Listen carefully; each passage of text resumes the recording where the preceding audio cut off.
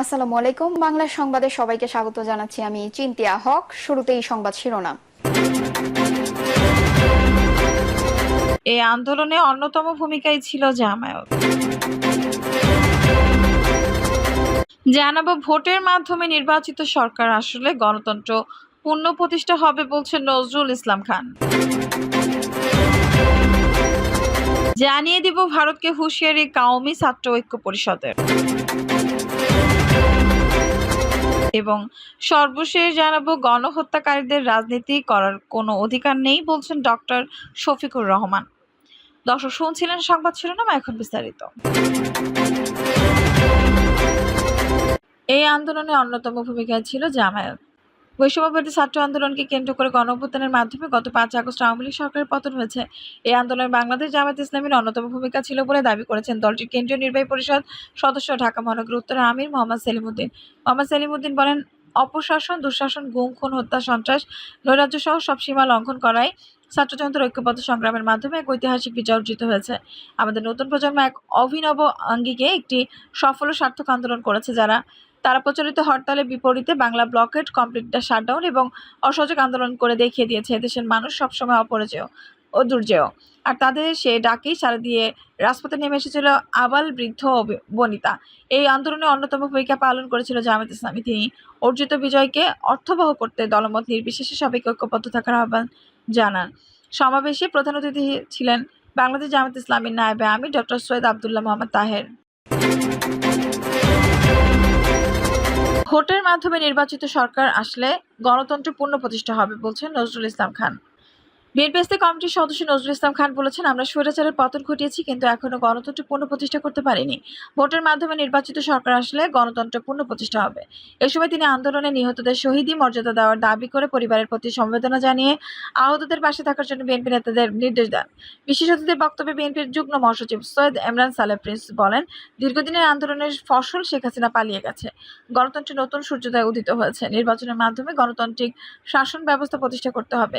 হালুয়ারঘাট উপজেলা বিএনপি সাবেক যুগ্ম আহ্বায়ক, ময়মনসিংহ উত্তর জেলা বিএনপি সদস্য সালমান ওমর রুবেলের উদ্যোগে আন্দোলনে নিহত সাদেকুর রহমান পরিবারকে একটি ব্যবসা প্রতিষ্ঠান দিয়ে সহায়তা করেন। এই উপলক্ষে সালমান ওমর রুবেল উদ্যোগে এক আলোচনা সভার আয়োজন করা হয়। ভারতকে হুঁশিয়ারি কাওমি ছাত্র ঐক্য পরিষদের। বিশ্বনবী হযরত মুহাম্মদ সাল্লাল্লাহু আলাইহি সাল্লামকে নিয়ে কটূক্তি করা ভারতের মহারাষ্ট্রে হিন্দু পুরোহিত রামগিরের শাস্তির দাবি করেছে বৈষম্য বিরোধী কাওমি ছাত্র ঐক্য পরিষদ। পরিষদের নেতারা হুঁশিয়ারি উচ্চারণ করে বলেছেন, ভারতের মুসলমানদের রক্তক্ষরণ হচ্ছে। ভারত যদি তাদের 7 স্টার্স রক্ষা করতে চায়, তাহলে কটূক্তিকারীদের গ্রেপ্তার করে শাস্তি দিতে হবে। বিক্ষোভ সমাবেশে জামায়া মাদিনিয়া বারিয়াধারার মাহাদি হাসান বলেন, বিক্ষোভ সমাবেশে জামেয়া মাদানিয়া বারিধারার মাহাদি হাসান বলেন, ভারতকে হুঁশিয়ারি দিয়ে বলতে চাই, 7 সিস্টার্স যদি রক্ষা করতে চাও, তাহলে অতি দ্রুত কটূক্তিকারীদের গ্রেপ্তার করতে হবে। এছাড়া আমরা দেখতে পাচ্ছি গত কয়েকদিন ধরে ভারতের মুসলমানদের রক্তক্ষরণ হচ্ছে। ভারতের মুসলমানরা রাস্তায় নেমে এসেছে, ঠিক তেমনি সারা বিশ্বের নবী প্রেমীরা বাংলাদেশের মতো রাস্তায় নেমে এসে জীবন দিতে প্রস্তুত। ভারতীয় হাই কমিশন ও ভারত সরকারকে বলতে চায়, অনতিবিলম্বে দায়ীদের বিরুদ্ধে গ্রেপ্তারি পরোয়ানা জারি করা হোক, অন্যথায় বিশ্ব মুসলিম সইবে না। বৈষম্যবিরোধী ছাত্র ঐক্য পরিষদের চট্টগ্রাম বিভাগীয় প্রতিনিধি মাওলানা জিয়াউদ্দিন ফারুকী বলেন, যখন ভারতের মুম্বাইয়ের মতো এলাকায় আমাদের প্রিয় নবী হযরত মুহাম্মদ সাল্লাল্লাহু আলাইহি সাল্লামকে কটূক্তি করা হয়, তখন আমাদের বাইতুল মোকাররমের সামনে দাঁড়িয়ে থাকার সুযোগ নেই। ভারতের কুখ্যাত কসাই মোদিকে বলতে চাই, যদি এই কটূক্তি করা পুরোহিতকে দৃষ্টান্তমূলক শাস্তি দেওয়া না হয়, তাহলে ভারত খণ্ড বিখণ্ড হয়ে যাবে। ভারতের বিরুদ্ধে যুদ্ধ ঘোষণা করা হবে। 2013 সালে এই দেশের নবী প্রেমিক মুসলমানরা নবীর ইজ্জতের হেফাজতের জন্য, ইসলামের হেফাজতের জন্য যখন হেফাজত ইসলাম বাংলাদেশের নেতৃত্বে শাপলা চত্বর অবরোধ করেছিল, তখন ওলামায়ে একরাম দাবি করেছিলেন, বাংলাদেশের সংসদে নাস্তিকদের সর্বোচ্চ বিধান ফাঁসির আইন কার্যকর করতে হবে। ওই আওয়ামী লীগ সরকার, স্বৈরাচার সরকার, এক রাতের মধ্যে বাংলাদেশে হাজার হাজার ওলামায়ে একরামকে হত্যা করে। আজও আমাদের হাজার হাজার ভাই পঙ্গু অবস্থায় রয়েছে, কিন্তু আমাদের দাবি আজ পর্যন্ত বাস্তবায়ন হয়নি। তিনি হেফাজত ইসলামের কেন্দ্রীয় নেতৃত্ববৃন্দের প্রতি আহ্বান জানিয়ে বলেন, শাপলা চত্বরে অবস্থায় নিয়ে নাস্তিকদের শাস্তির জন্য যে আন্দোলন সংগ্রাম আপনারা করেছেন, সে আন্দোলনে এই দেশের হাজার হাজার ওলামায়ে একরাম আমাদের ডাকে সাড়া দিয়েছে, আপনাদের হাতে হাত মিলিয়েছে, আপনাদের নির্দেশ রক্ত পর্যন্ত দিয়েছে, জীবন দিয়েছে। আমরা সমাবেশ থেকে বলছি, আপনারা নাস্তিকদের সর্বোচ্চ শাস্তির বিধান কার্যকরের জন্য আবারও যদি ডাক দেন, এদেশের ছাত্র জনতা আপনাদের পাশে থাকবে। বিক্ষোভ সমাবেশ শেষে বৈষম্যবিরোধী কওমি ছাত্র ঐক্য পরিষদের প্রতিনিধিরা বায়তুল মোকাররম মসজিদ থেকে একটি মিছিল নিয়ে শান্তিনগর মোড়ে গিয়ে দিনের কর্মসূচি শেষ করেন।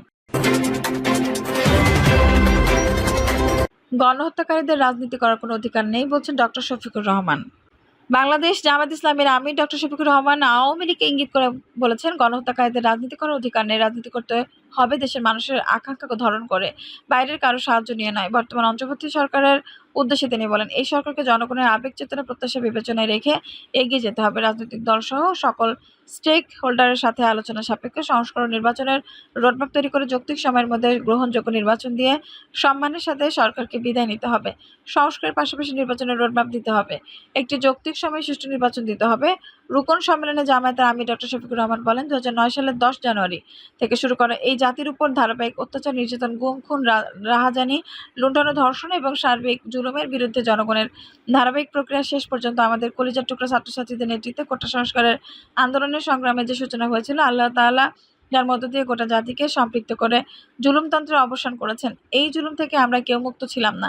এই রাষ্ট্রের কোনো নাগরিকই তাদের লুটপাট এবং জুলুমের বাইরে ছিল না। পিলখানা বিডিআর বিদ্রোহের প্রসঙ্গ তুলে ধরে তিনি বলেন, 57 জন কমিটেড দেশপ্রেমিক চৌখস সেনা অফিসারকে অত্যন্ত নিষ্ঠুরভাবে খুন করা হয়েছে। এই জঘন্য কাজটি করা কালো। আমাদের সেনাবাহিনীর উপরে কারা এত বড় আঘাত দিল? দ্বিতীয় বিশ্বযুদ্ধ থেকে শুরু করে কোনো না বিশ্ববিদ্যালয়ে একদিনে এতগুলো সেনা অফিসার কোথাও খুন হয়নি। এই কলঙ্কের ইতিহাস রচনা হলো আমাদের দেশের উপর। এত বড় সর্বনাশটা কে করলো? আজ পর্যন্ত জাতির কাছে তা উন্মোচন হলো না। আওয়ামী লীগের শাসনামলে চিত্র তুলে ধরে তিনি বলেন, বিডিআর হত্যার মধ্য দিয়ে ফ্যাসিবাদী শাসনের প্রথম ধাপ শুরু হয়। এরপর জামায়াতের উপর স্টিম রোলার চালানো হয়। পর্যায়ক্রমে জামায়াতের শীর্ষ নেতাদের ফাঁসি দিয়ে অথবা কারাগারে রেখে হত্যার মাধ্যম দিয়ে শেষ পর্যন্ত জামায়াতকে নিশ্চিহ্ন করার অপপ্রচেষ্টা চালানো হয়। যারা সারা জীবন ইসলামের দাওয়াত দিয়েছে তাদের বিরুদ্ধে ইসলাম অবমাননার কথিত অভিযোগ আনা হয়। কিন্তু ইতিমধ্যে জামায়াতের বিরুদ্ধে অভিযোগকারীরা গ্রেপ্তার হতে শুরু করেছে। বর্তমান সরকার ওইসব ষড়যন্ত্রকারীদের বিচারের আওতায় এনে একটি বিচারিক সূচনা করবে বলে তিনি আশা করেন। শিক্ষা সংস্কার কমিশনে আল্লাহকে স্বীকার করেন না এমন লোকদের অন্তর্ভুক্ত করা হয়েছে উল্লেখ করে তিনি বলেন, শিক্ষা সংস্কার কমিশনে কমপক্ষে একজন আলিয়া ও একজন কওমি নেসাবের আলেমকে অন্তর্ভুক্ত করতে হবে। বিডিআর বিদ্রোহের নামে 57 জন চৌখস সেনা সদস্য হত্যাসহ দেশের সকল হত্যাকাণ্ডের বিচার এবং এর মাস্টারমাইন্ডদের বিচারের আওতায় আনার দাবি জানিয়ে তিনি বলেন, তা না হলে আবারও জালিমদের আগমন হতে পারে, তৃতীয় শক্তির উদ্ভব হতে পারে।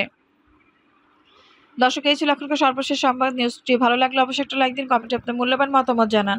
সবসময় আমাদের পাশে থাকতে সাবস্ক্রাইব করে বেল বাটনটি অন করে রাখুন। ধন্যবাদ।